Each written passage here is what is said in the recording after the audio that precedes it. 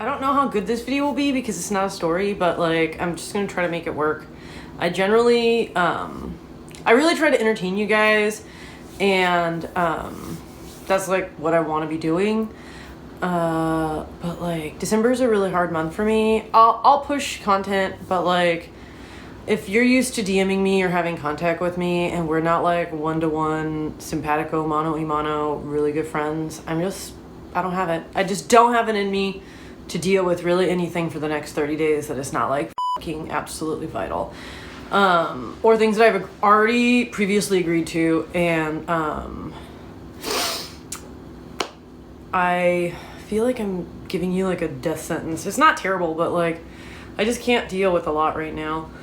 And I'm like, ooh, I'm afraid I don't even want to look at the camera because I'm like, please don't yell at me. Anyways, let's see, what else did I want to bring up? So I was playing with the short story format. It is a lot more work to do that than just like a brain dump. Like, I don't know why I did it. It's because I just had it in my head. And maybe I'll do it sometimes, but like if I was to give you a chapter, like at least 10 pages, it would be a even higher tier. And maybe I will run maybe I'll run a poll or something and we can see. But like for $5, it's a lot of, it takes hours to fucking write that like that I think it's like 1,800 words. It just takes forever. I'd rather just like really focus on it I say all month, but I'll think about it all month. And then like in one day, I'll like vomit the whole fucking thing out. And that's just, why do I have to have ADHD? Why did God do this to me? I also have been considering, I have like a disposable camera, and I was considering just taking a bunch of photos on them, like whatever, I don't know. G and I took like 2 last weekend, the weekend before. I think there's like 11, maybe 15. Look, I don't look these things up before I spitball the idea out. But I was thinking of having those developed into real film, and then doing something where like, I think it's like a one-off or a benefit or something. You can basically purchase one of those photos. Maybe something else. I'd throw in something else special. I don't know what the fuck it is. But if you guys are interested in that, I was like swirling around ideas. Also, what? I know there was something else I wanted to bring up.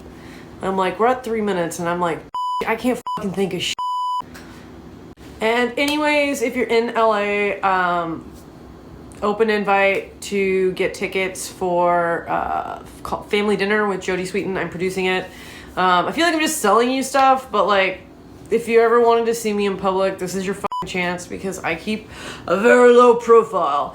And God, there is something else. I feel like I should just like roll this into a story, but what I'm gonna do is I'm gonna button it about, if you were paying attention, if you follow my Instagram, I told a story today about my friend's husband who's been DMing me constantly, just like very bizarre things. At first it was really kind of interesting because I was like, what the fuck is this guy talking about?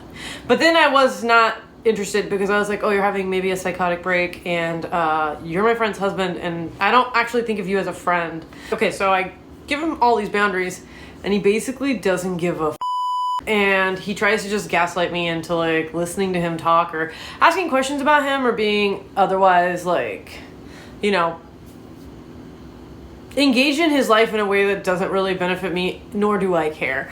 And I did this like 10-part story that was like, if you listen to the whole thing, God bless you. I don't know why you would, but kind of as a bait and switch. I really should have used it for this, okay? But I used it as a bait and switch for him because I think he's a psycho, and he was like, I'm never gonna bother you again. And then immediately after I posted those stories, he had watched all of them.